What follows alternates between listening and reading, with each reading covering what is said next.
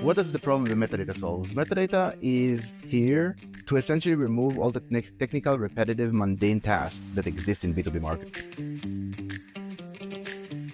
Welcome to From the Ground Up, the podcast where we delve deep into the inspiring stories of entrepreneurs and their journey to build successful startups. I'm your host, Jake Aaron Villarreal, and in each episode, I sit down with the founders to learn about their experiences, the challenges they faced, the lessons they've learned, and the insights they've gained while turning their dreams into reality.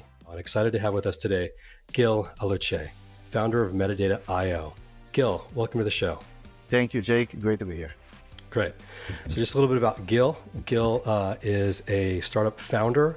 He was a software engineer, was a marketer, and then discovered some problems in the process of marketing. He's got an MBA.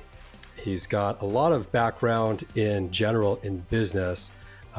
He spent his early career running a marketing BI data startup, the GM of Spotfire Silver, head of marketing at Karmasphere, and VP of marketing at Qball. In these roles, he was amazed at how repetitive and time-consuming it was to get actual work done. His day was filled with tasks that could be easily automated. He founded Metadata in 2015 to build the first marketing OS that automates repetitive marketing tasks and has grown it into a must-have tech for revenue-focused B2B marketers. We're going to talk a lot about your company here, Gil, but before we do that, I want to learn more about you. Take us back a little bit. Where are you from? Where'd you grow up? I'm originally from Israel. I grew up in a town called Netanya. I was into computers from early on. I had a computer. I didn't grow up with lots of money, but one thing that my parents definitely invested in was computers. They saw that I have an affinity to it. I started programming probably at the age of 7, 8 years old. I wrote my first line of code in GW Basic. I totally got hooked with the idea and the activity of creation. You just do a bunch of things like that for an hour and then you run it. And I think the first thing I did, the first program I ever made was a math teaching game for kids. I remember there was a Pac-Man that came up when you started, and I was just amazed by it. And it grew into building computer games and hacking and some other things like that. Got it. Great. The first company I worked for was an Israeli startup and understood really quickly, understand the problem, find a solution, and grind and work hard. So that's great. Now you're from Israel originally. What led you to, and how did you get to the States? What was your focus on coming here? Yeah, always wanted to come to the US. Never been until I moved for graduate school, but I always knew, I don't know why, maybe it's a previous life, maybe it's just a lot of Hollywood movies, and I used to like Westerners a lot. So I pretty much set my heart into moving to the US. I remember, I think after the army, I went to an MBA information day. And I was the youngest person there. They were talking about just making shit tons of money and doing all these cool jobs and in all around the world. And I was just fascinated by it. No one took me seriously because I was legitimately 21 years old and didn't know much. But I remember I was hooked and I told myself, I'm going to do this. And I built together a plan. It was a multi-year plan. I still have the folders in my computer. And it was basically step 1, 2, 3, how do I make it? I get to the US, how do I do the GMAT? I do the graduate school, find an internship, all that stuff. And slowly but slowly, with a lot of luck, gut supervision and hustle, I found myself in the US. I went to Babson College. It's an entrepreneurship school in Boston. As I mentioned, I never been to the US, so I only brought a week worth of summer clothes. Didn't even know what Massachusetts or East Coast means. So that was a little bit of a challenge for the next few months. But that's how I found myself in the US. The dream was to start a company, and in order to do that, I need to educate myself for the MBA in entrepreneurship, find a job, learn how to work in an American environment, and then with that experience, start a company. So that's what I ended up doing. That's great. Going from a worker or employee to entrepreneur is always a nice transition. And we're going to dive into that just a little bit. I want to go back to you having grown up in a different country and then coming here. What was your very first job as a kid growing up, if you can recall? Legal or illegal? Either one. The very first one you recall where you I were mean, my actually taking first, a product or service. yeah. Well, the first job I had was selling firecrackers. So I have a French citizenship as well. And every time we would go to France, I loved playing with firecrackers. And I would end up buying them for really cheap, um, kind of wholesale in France. And usually my brother would supply, he would be like my venture capital. He would give me some money and I would buy them. And then I would go back to Israel. Of course, no one cared. This is like, pre-terrorist attacks and crazy security regulations, if you will. And so I could just like, take everything in my backpack or my duffel bag is just legitimately like full of stuff. And no problem. I would bring that to Israel and I would start selling it to the classmates. And there were some classmates, a part of my class were kind of rich kids, for lack of better definition, and they would happily buy that from me. And I would probably sell it for anything between 10 to 20x the cost. And whatever leftovers I had, I would go to the stores that sell firecrackers and tell the ask the salesperson if they have firecrackers. Of course, he'll tell you no because it was illegal. And I would tell him I have some to sell for you. And then I would open my own bag and they would buy whatever leftover merchandise I had for not 20x. They would probably buy it for like 4 or 5x, still good money. And then I would keep about 20% of it. I would keep for myself, and the rest of it I would give to my investor as my brother as an additional chicken. That was the first job I've ever had. Wow, that's great. Innovation for sure. And providing something, sometimes you got to break the rules to make something happen, which is, I think part of the DNA for a lot of founders to try and figure out how you can disrupt. But that's great. Um, when was it that you felt like being an entrepreneur was in your in your future?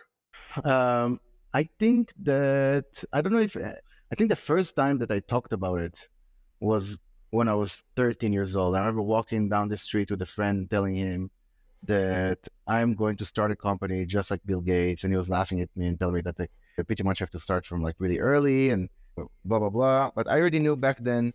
Um, I also recognized that the usual path is not going to work for me. I'm not going to be able to be a good employee for a long time. I don't get along really well in systems with lots of rules and policies. I don't like having a ceiling. I like to work insane and get insane returns. And you're not able to do that with a regular job. And so those two things I think converged for me. And I realized during probably the end of 13, 14 that I have a good talent for computers and I know how to create something from nothing. I can put, days, just like sit down and just create something for days. And I'm going to have a nice product that's going to be of value later. Um, and that I like working for myself. That's another big piece of it. I didn't know anyone who worked for themselves. Besides when I started working for myself, Firecrackers was like a small pilot of it, but I actually had a computer fixing business when I was 14. And again, I was paid in dollars in Israel, and I was just like shocked by the experience. Like I can just sit somewhere and fix a computer, which is really easy, and after 3 hours, I have a few $100s in my pocket, which is insane. So those experiences led me to want to do it, and then it was just a matter of how do I do it because I didn't know anyone who did it.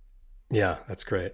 Sometimes it's you have a model that you can follow, your parents or someone that and it become, a mentor to you. But it sounds like you're able to do it on your own and understand the freedom that you can get when you do build your own company. I'm a founder of a few different companies myself, and there's a lot of tasks and a lot of things you have to build and create and solve, but you also get a lot of freedom if you do it the right way, which is something that we kind of see in a lot of people we talk to in their path and really ultimately what is they want. Um, you created the company you have today, Metadata IO, to solve a problem. For the listeners out there that aren't marketers, for the listeners out there that want to know what you do, what is it in the landscape of marketing and technology that Metadata IO does in today's market? And who does it serve? I'm going to answer your question in just 1 second. You said something that maybe made me think. You said freedom. I think freedom is the number one reason that I'm a founder. That that is a trait that's something that is extremely important, to me at least. And so I think it was right on that you mentioned that. Um, what is the problem that metadata solves? Metadata is here to essentially remove all the technical, repetitive, mundane tasks that exist in B2B marketing. So in B2B marketing, people going to marketing usually have creative background, communication background. They want to, their dream is to be like Don Draper or Peggy Olson from Mad Men. You know, they want to be going around, you know, sipping on whiskey and coming up with cool ideas and seeing their billboard on Times Square. And what actually happens, especially in B2B marketing, is that people wake up in the middle of the night and they have to update 1,000 rows on a spreadsheet with different UTM tags because something broken in their digital advertising attribution. And I found, because I worked as a marketer, so I spent my first piece of career as an engineer, and then I did my MBA, and then I spent some time in marketing, and I realized that my ability to be technical, to write code, SQL queries, and automate a lot of my tasks is a great advantage. And it actually became my job. I was automate everything. But for the vast majority of marketers, they don't know how to do it and they hate it too. They don't like doing it. You know, they didn't sign up for that. And so in metadata, I identified that this is a big need and the technologies are only becoming greater and greater, more complex, more technologies. The marketing stack is huge. You know, it has sometimes 30, 40 different applications in it. And I wanted to build an operating system for the marketer. I wanted to build a home for the B2B marketer so they can go and plug in everything they have from the data vendors they have, the advertising channels, their Salesforce, their marketing automation, everything they have, plug it into one place. And instead of having to log into 40 different things every day, essentially have like a command and control kind of suite where they can just focus on what they need to do. You need to build pipeline. Let me operate 7 of your technologies in a certain way to build your pipeline. You need to build a brand. You need to tell a new story. You need to run an experiment.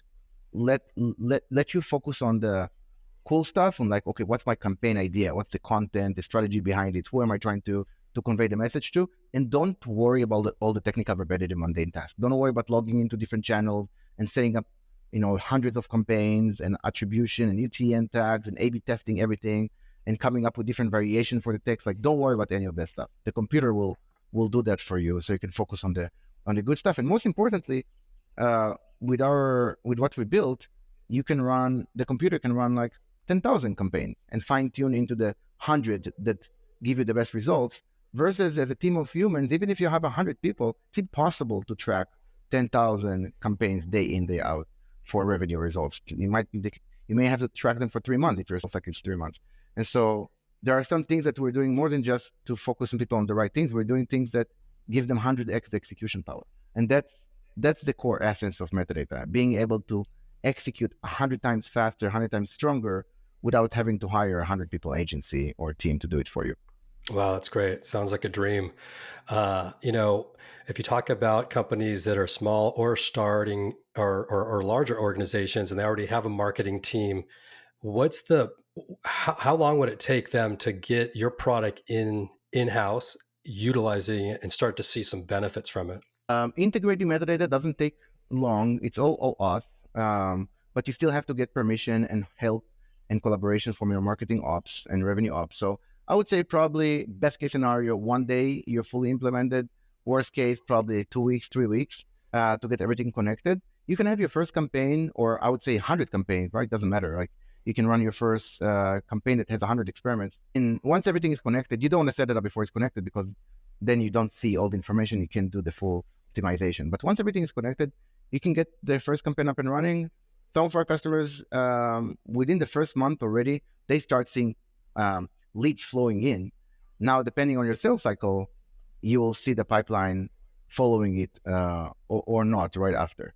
But I would say within the first month, our aim is within the first 90 days to already show you the ROI. Meaning within 90 days, within 3 months, you should already see clearly that we're cutting your customer acquisition cost by like a material, like 20, 30, 40%.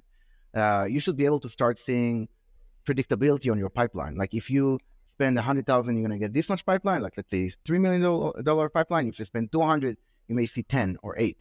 And you should be able to already start seeing at least a trajectory of those trends earlier on, especially with middle to large size companies. Smaller companies, if it's really small, I tell them do not use metadata. Like if is less than 20 grand a month in marketing programs, you should just spend the entire 20 grand on the channel.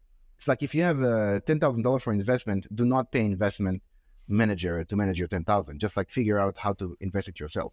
If you have a million, 2 million, yes, this is a good time to probably start looking at a professional that you wake up in the morning and go to sleep at night, and all they do is optimize your money. That makes sense. If you're a smaller company, you can use a small piece of our product called MetaMatch, which is an audience targeting tool. It essentially guarantees that every dollar that you spend on the channel natively only goes to the right companies that you want to target and only the right people within those companies. So you don't advertise to the secretary unless that's your target market, and you don't advertise to the other folks in the company that are not irrelevant. You literally only focus on like 3 or 4 people within a company, and you can spend a lot more money on those people because you're so focused. That's the tool we offer to the startups. That's great. I read a little bit about that tool. I believe you have like 800 million contacts or pieces of data in your database for that. Is that correct? Yeah, I think we have 1.5 billion profiles, but some of them would be multiple profiles for the same person. So for 800 million sounds about right. So if I'm a startup out there and I want to market and create more demand for my product or service, and I utilize that part of your offering, it's going to give me the exact type of profiles that I want to target, and then be able to launch a campaign.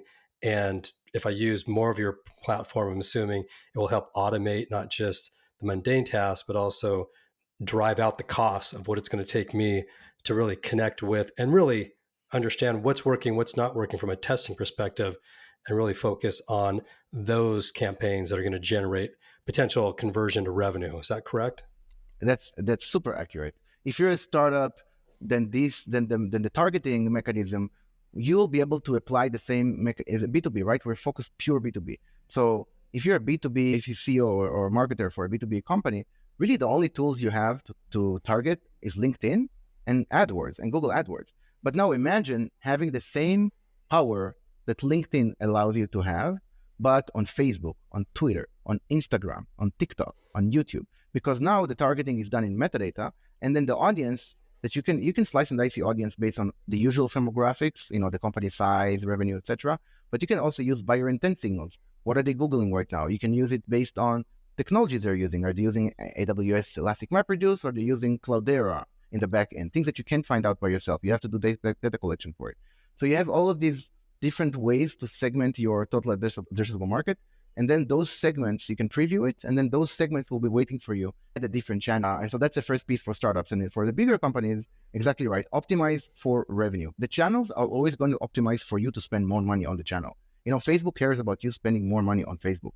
And so if you want to truly optimize for revenue, you have to be agnostic to the channel and the campaign type and the creative and the content. You have to care less about the pieces of the marketing mix, and what you need to care about is the combination and then the outcome.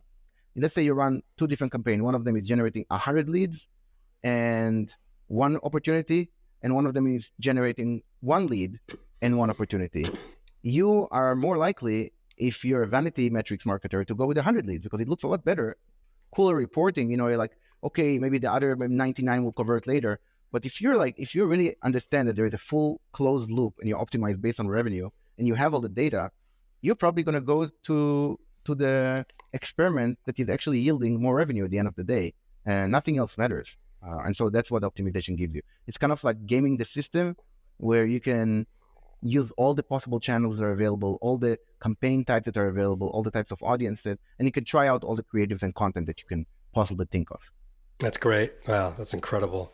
I got to sign up for your platform and try it out. There's a free trial. In terms of your company, you raised $57 million. You're scaling out. Are you based out of Silicon Valley? Where are you located? Or Colorado? Or not anymore, really. No, fully remote at this point. We have about 100 people in about 20 different countries. Super remote company.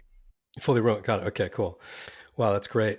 In terms of a use case, tell me about a company you've worked with.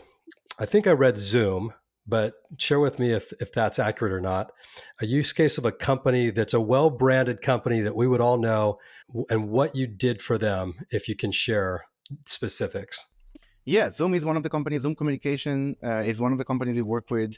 Really the the use case is very common across them. So let's think about a company like Zoom. They already have a crazy brand, right? They don't really need help with demand generation.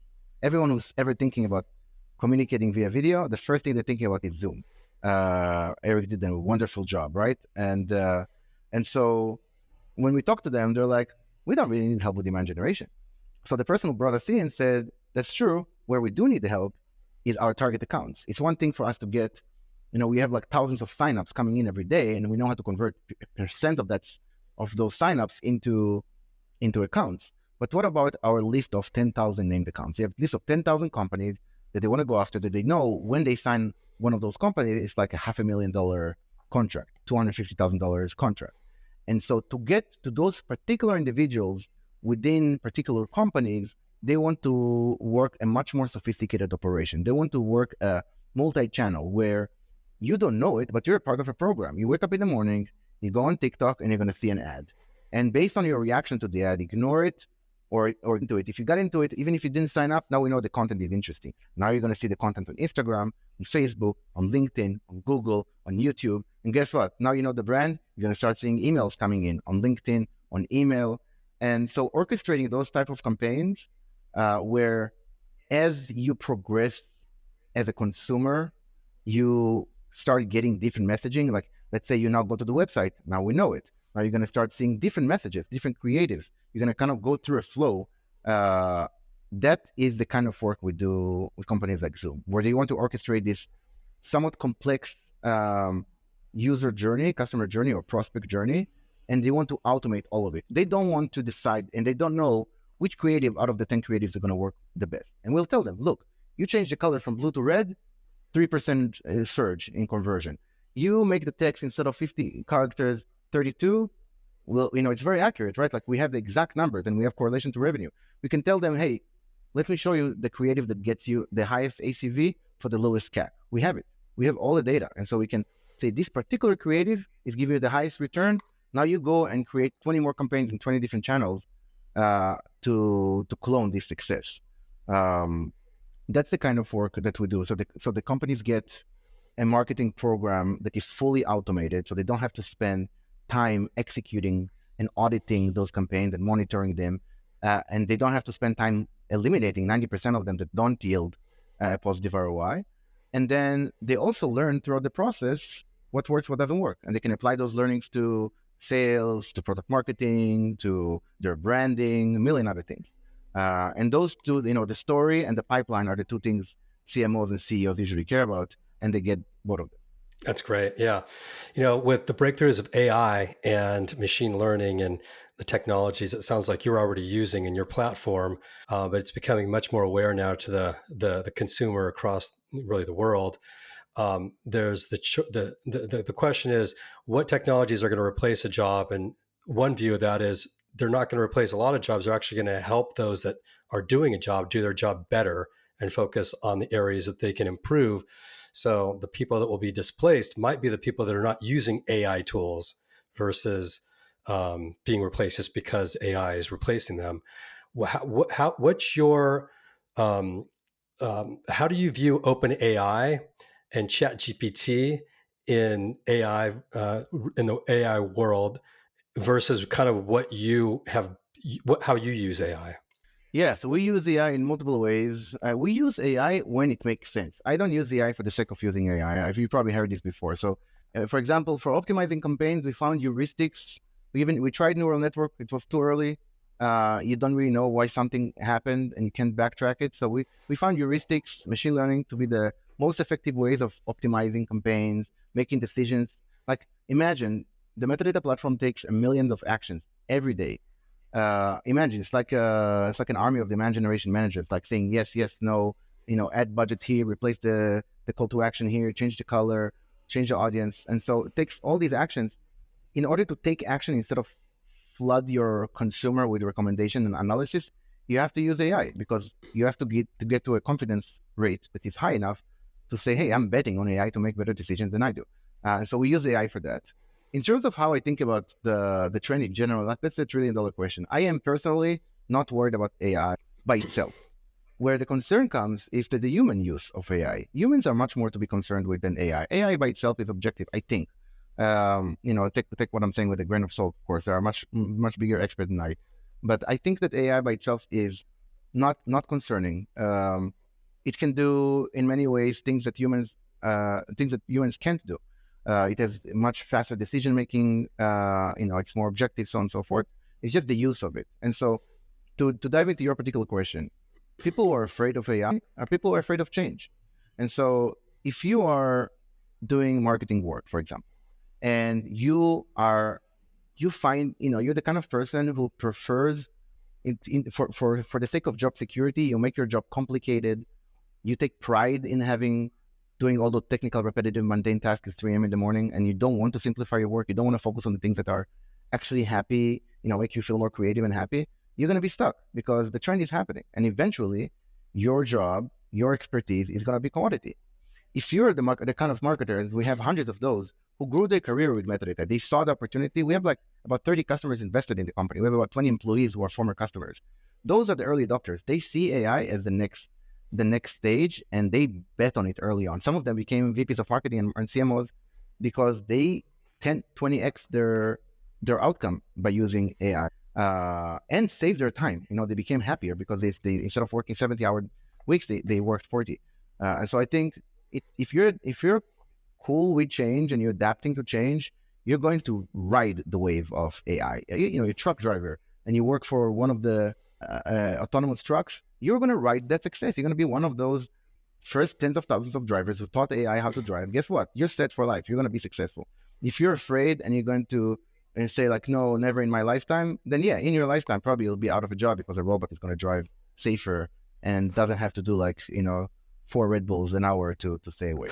That's in a long story how I see AI and the progression of it. Yeah, that's great. I love that. Ride that wave of innovation, and you can succeed with all the rhetoric in the market going on about it. I personally believe it's super beneficial. We use it in a lot of ways in our own industry, in our own business. So I always gravitate towards innovation around things that make our jobs easier, and especially the repetitive stuff.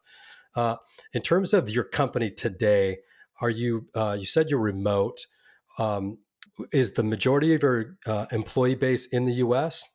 No, majority is already not in the US. It used to be like 80-20. Now I think it's like 40% in the US and 60% in other countries. So yeah, that's the breakdown. So you're truly global. That's great. Where do you is a customer base mainly in the US, or do you also have international clients? We have international clients. I would say our customer base is US, Canada, Europe, and Israel, just because a lot of B2B high tech there. Yep, got it. Great. There's sounds like a lot of growth ahead for your type of product. What's on the roadmap in terms of innovation? It sounds like you've already innovated a ton and you're optimizing what you've built. What's on the roadmap for what comes next for your company? There are a few things that I'm super excited about that are coming up. One is generative AI. So we already have generative AI in the platform, meaning some of the blockers sometimes for people to run hundreds of campaigns is that they have to put the time into creating text variation, content, and images to experiment with. Guess what? Metadata now offers that. You can start creating variations automatically. We trained our model based on years of running those campaigns. So it will actually automatically create content for you, like tags, taglines, and text variation, etc. And later on creatives automatically. So you don't have to do that kind of work. The second piece that I'm super excited about are playbooks. Sometimes marketers don't know what to do with this monster called metadata. It's like if you're like a super marketer, like a power user of B2B marketing, metadata for you is like a playground. You can do everything. You have all these powerful tools, go in there and make some damage, positive damage. But as a more junior marketer, you're going to be overwhelmed to hell. You don't know what to do with it. And some of the things that we're implementing right now are playbooks. Essentially, we worked with our best customers and best marketers and innovators to create a blueprint, exact step-by-step of a multi-channel approach. Like, how do you automatically personalize your homepage and your website based on a customer versus prospect, a particular customer, larger one to smaller one, particular industry, so on and so forth, depending where they came from. So all of these best practices we're coding into playbooks. At first, it's instructions that you can follow with the platform, And the next stage, which is coming now, are actual coded playbooks. You're going to answer a few questions. We're going to analyze everything about your business. You're going to click execute, and 90% of the campaign is written for you. You have to fill in the blanks, and you execute, and you know that this campaign worked for 700 marketers before you. So you're essentially, like with SAP, if you remember back in the days, companies that installed SAP also got the best logistics, best practices with it. Well, I guess it's kind of a legacy software now, so it's debatable, but that was the idea. You get a piece of software and you get the best practices from the industry together with it. Same with metadata. You get this powerful machine, but you also get the templates and the best practices ingrained in it so that your work is streamlined and the time to market is shortened by 90%. Ah, that's incredible. I love that playbook idea. And we actually have a few of those in-house as well. What, if you look at your company today and as the leader of the company, do you see yourself, what's the goal? What do you really want for this company? Are you looking to go public at some point? You're looking to exit? Like, what's the long-term view of this company? If anybody wants to join your company, what is it they're looking to get into? Yeah, I get that question from any new prospect, right? And the honest answer is, well, first of all, I didn't know what I didn't know. When I started it, the only example I had was someone who built a company and sold it for like 20 million and took a piece of that and basically exited after like 4 or 5 years. That was how I planned for metadata. That was my dream for metadata. That was my best case scenario.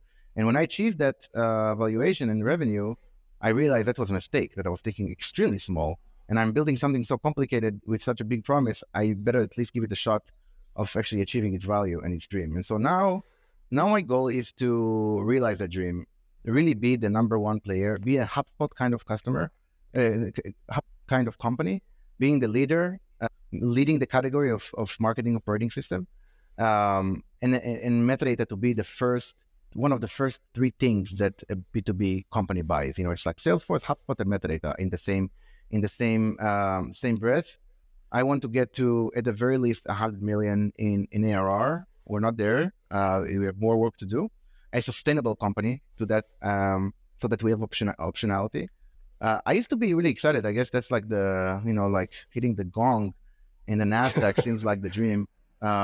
What they don't tell you about is the year of regulations, all the things you cannot do once you're a public company. So I don't know how excited I am about that. I'm not sure. Maybe not.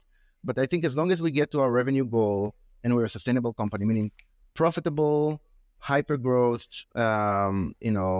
multi-million revenue in ARR, the choice is ours. We can be a Palantir kind of company, like a private and making shit tons of money. We can be a public company like a ZoomInfo, make a great amount of money, or we can exit into a strategic. If a strategic can take, we can build in a strategic company that is larger than us and realize our dream and get to the market like 10 times faster because they already have 400,000 companies that is our TAM, then maybe that's the best option. And I'm not sure, but it's one of those three. Yeah, that's great. That's great. What can you share with inspire other entrepreneurs that are out there that are thinking about maybe building a company or a product in today's market? I would say, first of all, start. That's the most important thing. Don't overthink. Just like get started. If you're working the full time, you want to start a company, resign today, be a consultant to your existing boss tomorrow. That's whatever mistakes you're gonna go through, you're gonna make them anyway, or it's just a big part of them. So just make them earlier. That's something that I wish I did even myself. Just make a mistake earlier and get started earlier. And the second one, especially in today's economy, forget for a second about all the TechCrunch article about what VCs are telling you to do. Think about building a company that is sustainable. Like, stay true to your values. If you think that you raise 2 million and people are telling you to spend those 2 million within a year and a half because that's what everyone else is doing, you can question that and push back. If you want to wait a little bit before you start working on sales because you think your product is broken, work on your product. Don't overwork it. Like, don't wait until it's perfect. You need to be embarrassed by your product when you release it. Otherwise, it's too late. But listen to your instinct and don't necessarily follow the rules that everyone else is doing. The whole idea of being an entrepreneur is that you have freedom. You can do whatever the fuck, excuse my language, you can do. And so go and do it, and use your freedom and your power to actually go and create your own path, because maybe that's going to be the new path for everyone else. Yeah, that's great. I love that.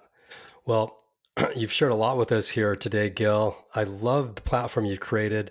If someone wants to find you or find your company to explore, learn more about how you do it, where should they go? go to metadata.io. We have a free trial. You can get started, benefit from it, get some value, and it's low cost. And you can continue with it if you see the value. And then the second thing, if you want to contact, you want to ask any questions about entrepreneurship, it's Gil at metadata.io. Always love talking to founders. Perfect. Gil, thanks so much today for joining. Appreciate it. Look forward to catching up with you in the future as you continue to scale, and we'll catch up with all our listeners on the next episode. Have a good one. Thanks for coming. Thank you, Jack.